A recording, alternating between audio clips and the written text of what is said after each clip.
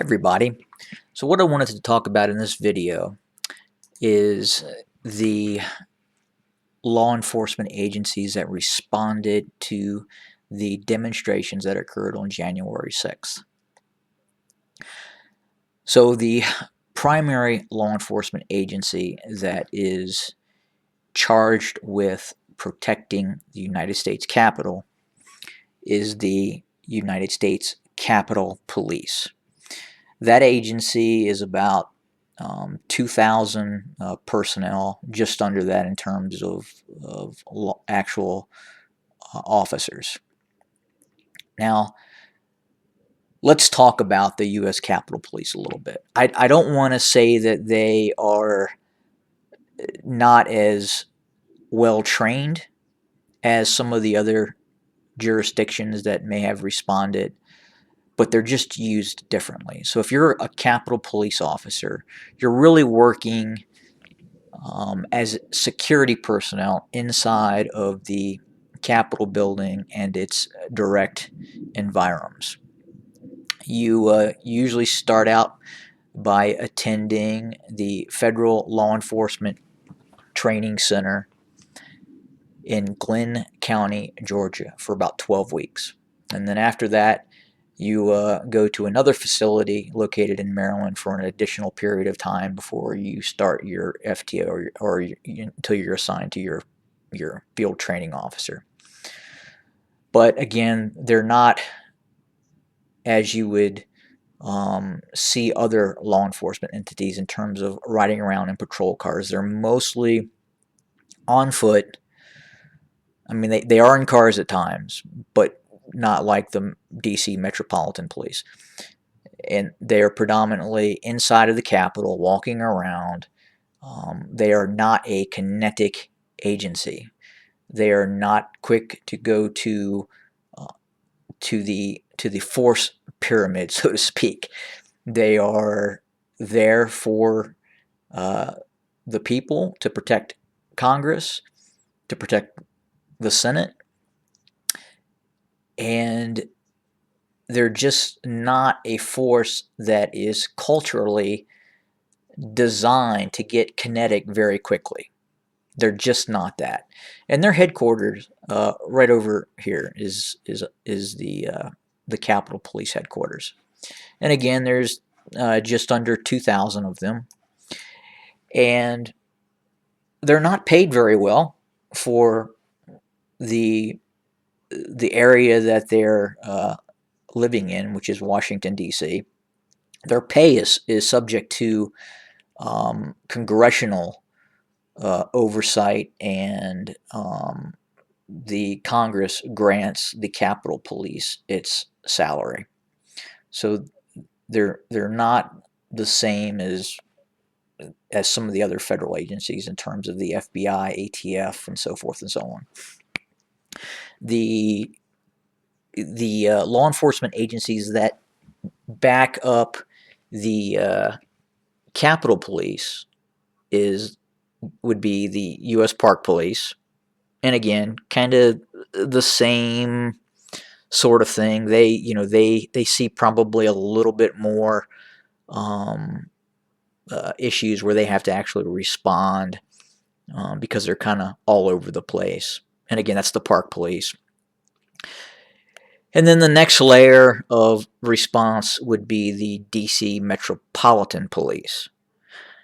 Now, those guys and gals see a lot more action.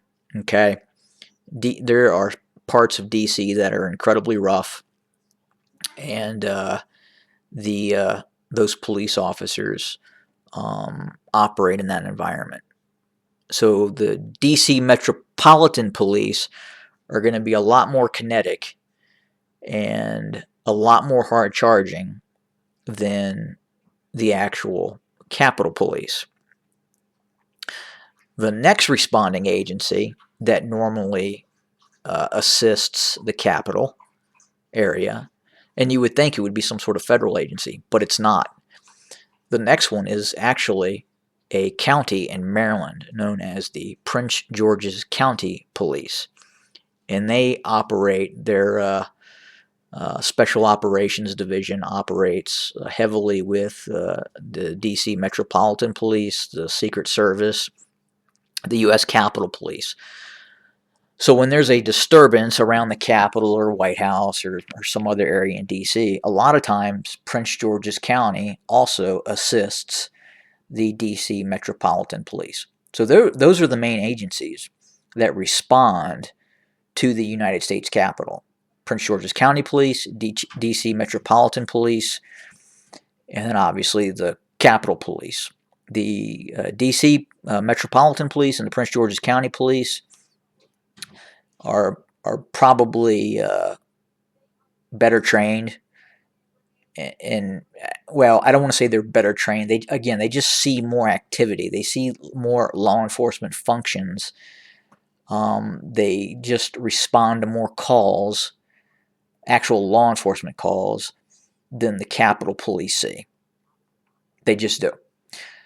So they're the first in, and usually you'll see those folks be a little bit more kinetic than than the actual Capitol Police. So people ask, well, why wasn't there more Capitol Police on duty, and why didn't they bring in these other law enforcement agencies?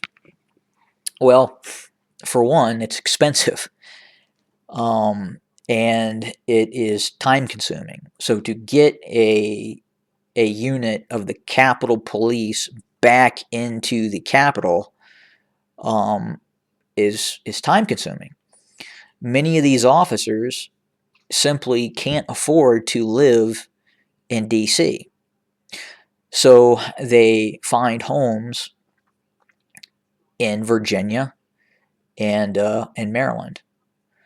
So you'll see a Capitol Police officer who probably has up to an hour commute, who happens to live in Prince George's County or another area of Maryland or Virginia, who again has to go 45 miles. And it's not uncommon to have Capitol Police officers living as far as Calvert County, Maryland, or other more southern areas out in Virginia, because they can afford it. They can afford a home that is not in a bad area and have their kids go to a good school. And that's the challenge for those officers. And it's just it's the nature of the beast. And given the housing market in Washington, D.C., and if you're making $65,000, $70,000 a year as a police officer, it's tough. You just can't live in D.C. on that kind of salary. And those are the challenges that the U.S. Capitol Police dealt with, and the personnel who were demonstrating.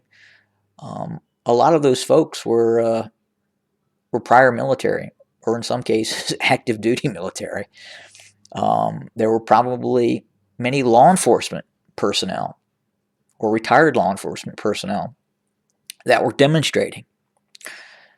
So it's a complex situation, and it's just not one where you can blame it on the command staff of the Capitol Police. They have a certain amount of assets, and they have budgetary requirements, and it was an immense challenge.